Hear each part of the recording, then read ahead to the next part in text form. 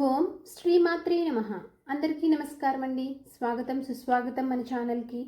ఈ వీడియోలో వరలక్ష్మి వ్రతంకి కావాల్సినటువంటి పూజా సామాగ్రి గురించి తెలియచేయడానికి మేము ముందుకు వచ్చేసాను.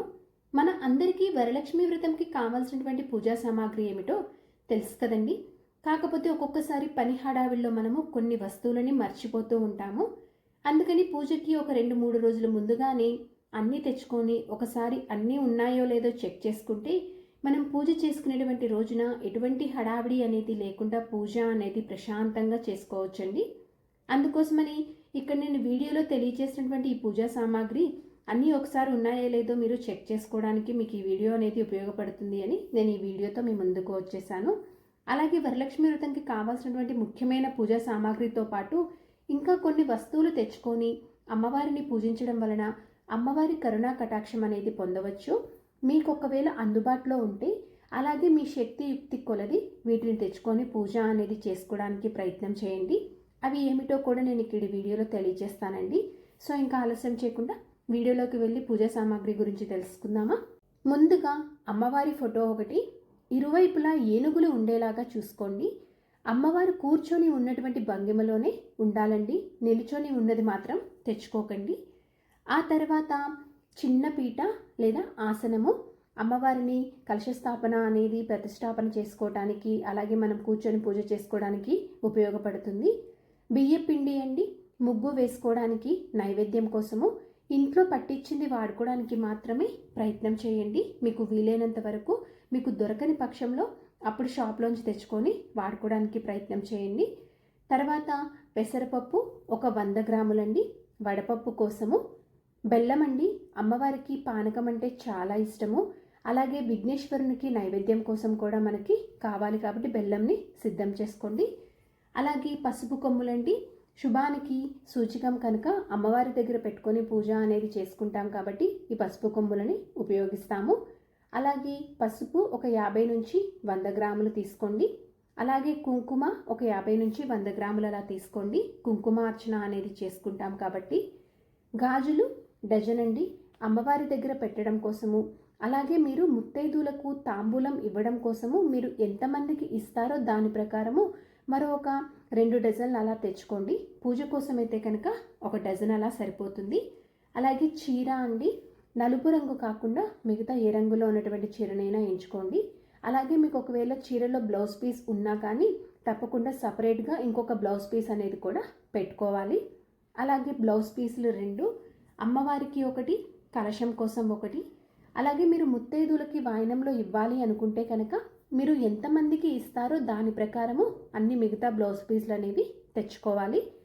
గంధం ఒక డబ్బా, విడిపూలు కొన్ని అండి, అలాగే పూలమాలలు ఒక 2, కలశం కోసము అమ్మవారికి చిత్రపటానికి వేసుకోవడానికి. వీలైతే కనుక మీకు తెలుపు రంగు ఉన్నటువంటి పూలను కానీ పూలమాలను కానీ తెచ్చుకోవడానికి ప్రయత్నం చేయండి.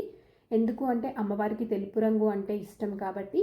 అలాగే మీకు దొరికితే కలవ పువ్వులు, తామర పువ్వులు, సనజాజి పూలమాలలు ఇవి కూడా తెచ్చుకోవడానికి ప్రయత్నం చేయండి.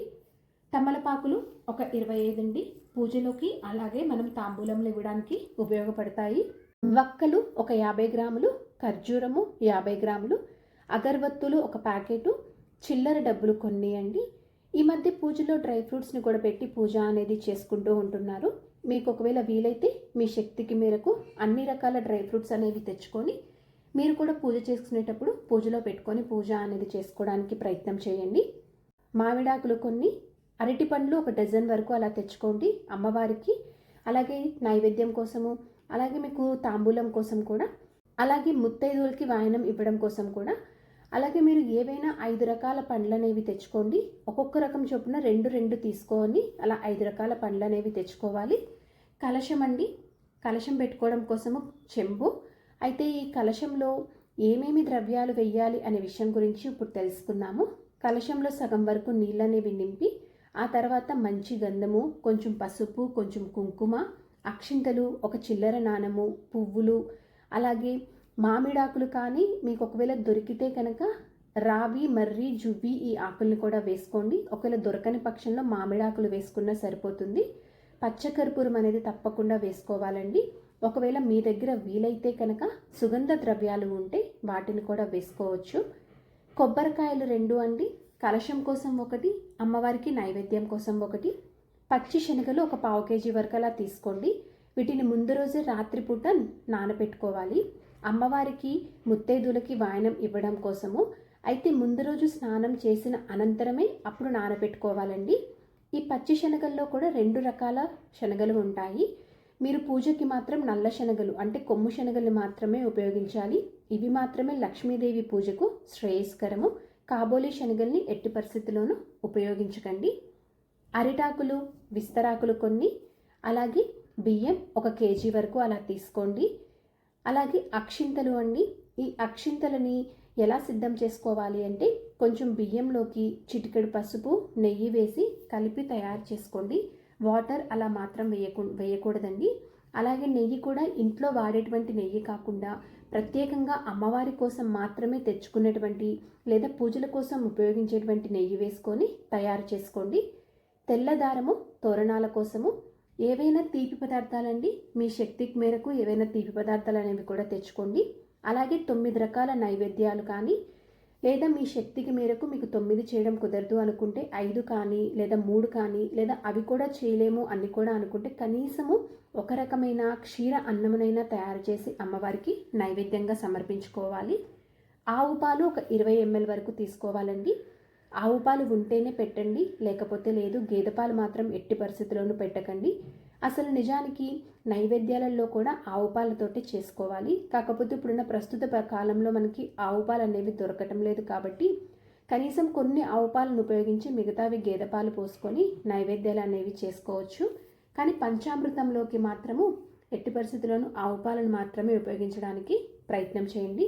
ఆ తర్వాత వరలక్ష్మీదేవి వ్రత పుస్తకము, ఇంకా వీటితో పాటు మిగతావి మన ఇంట్లో ఉండేవేనండి. అవి ఏమిటి అంటే పూజకు ఉపయోగించేవి, దీపం పెట్టడం కోసము 2 దీపాలు, గంట, హారతి, ప్లేటు, ఉద్దరిని, పంచపాత్ర, నూనె కానీ నెయ్యి కానీ దీపాలు వెలిగించుకోవడం కోసము. అలాగే దీపం కోసం వత్తులు, తామర ఒత్తులు అంటే లక్ష్మీదేవికి చాలా ఇష్టం కనుక మీకు ఒకవేళ కుదిరితే తామర ఒత్తులను కూడా తెచ్చుకొని ఆ రోజున మామూలు ఒత్తులతో పాటు తామర ఒత్తులు వేసి కూడా దీపంని వెలిగించుకోండి. పారాని, ముద్ద కర్పూరము, మామూలు కర్పూరం అసలు వాడకండి, ముద్ద కర్పూరం మాత్రమే వాడండి. ఇది ముఖ్యంగా గుర్తుపెట్టుకోవాల్సినటువంటి విషయము. అలాగే ఒక తెల్లని టవల్ కానీ, ఒక ఎరుపు రంగు వస్త్రం టవల్ కానీ సిద్ధం చేసుకోండి. మనం పీఠం అది ఏర్పాటు చేసుకున్నప్పుడు చక్కగా అష్టదళ పద్మం ముగ్గు అనేది వేసుకొని తర్వాత దానిపైన ఈ టవల్ అనేది పెట్టుకొని అక్కడ మనం కలశం కానీ అమ్మవారిని కానీ ప్రతిష్టాపన చేసుకుంటాం కాబట్టి ఈ టవల్ని ఉపయోగిస్తాము. వరలక్ష్మి వ్రతంకి కావాల్సినటువంటి అతి ముఖ్యమైన పూజా సామాగ్రి ఇవేనండి. అయితే ఇప్పుడు ఇక్కడ తెలియచేసేటువంటివి మీకు వీలైతే కనుక మీ శక్తికి కొలది తెచ్చుకోవడానికి ప్రయత్నం చేయండి. వీటితోటి అమ్మవారిని ఆరాధించడం వలన అమ్మవారు సంతృప్తి చెంది అమ్మవారి చల్లని చూపు, కరుణా కటాక్షం అనేది మన పైన ఉంటుంది. మీకు ఒకవేళ వీలైతేనే తెచ్చుకోవడానికి ప్రయత్నం చేయండి అండి. నేను మళ్ళీ చెప్తున్నాను. అవి ఏమిటి అంటే తామర గింజలు లేదా 108 ఉన్నటువంటి తామర గింజల మాల. ఆ రోజున అమ్మవారికి తామర గింజల మాల వేయడం వలన మంచి శుభ ఫలితాలు అనేవి ఉంటాయండి. కాబట్టి మీకు వీలైతే కనుక ఈ తామర గింజలు కానీ తామర గింజల మాలను కానీ పూజలో పెట్టుకొని పూజ చేసుకోవడానికి ప్రయత్నం చేయండి. అలాగే లక్ష్మీ గవ్వలండి, అలాగే గోమతి చక్రాలు, శ్రీఫలము, గురువింద గింజలు, ఏకాక్షి నారికేలము, వీటితో పాటు అమ్మవారి దగ్గర పెట్టుకోవడానికి చిన్న ఏనుగు బొమ్మలు, అలాగే చిట్టి గాజులు, వెండి పువ్వులు, బంగారు పువ్వులు మీకు ఒకవేళ దొరికితే కనుక ఇవన్నీ తెచ్చుకోవడానికి ప్రయత్నం చేయండి. తెల్లని ముత్యాలను కూడా పెట్టుకోవడం అంటే చాలా మంచిది. అలాగే ఒక అద్దం అండి, మీ ఇంట్లో ఉన్న అద్దమైనా పర్వాలేదు, లేకపోతే కొత్త అద్దంని తెచ్చుకోండి. చివరిగా పూజ అయిన తర్వాత ఆ అద్దంలో నుంచి అమ్మవారి ముఖం అనేది మనం చూడటం వల్ల మంచిది, అందుకని అద్దంని ఉపయోగిస్తాము. మీకు ఒకవేళ వీలైతే మీ శక్తికి మేరకు ఇవన్నీ కూడా తెచ్చుకొని ఆ రోజు చక్కగా పూజలో పెట్టుకొని పూజ అనేది చేసుకోండి. సో ఇదండి వరలక్ష్మి వ్రతానికి కావాల్సినటువంటి పూజా సామాగ్రికి సంబంధించినటువంటి సమాచారము. నా వీడియోస్ కనుక మీకు నచ్చినట్లయితే ఒక లైక్ అనేది ఇచ్చి మీ సపోర్ట్ అందిస్తారని ఆశిస్తున్నాను. ఇంకో మంచి కంటెంట్ తోటి ఇంకొక యూస్ఫుల్ వీడియోతోటి మిమ్మల్ని మళ్ళీ కలుస్తానండి. అంతవరకు సెలవు, మరి ధన్యవాదములు. సర్వే జన సుఖినో భవంతు. జై శ్రీమన్నారాయణ. ఓం శ్రీమాత్రే నమః.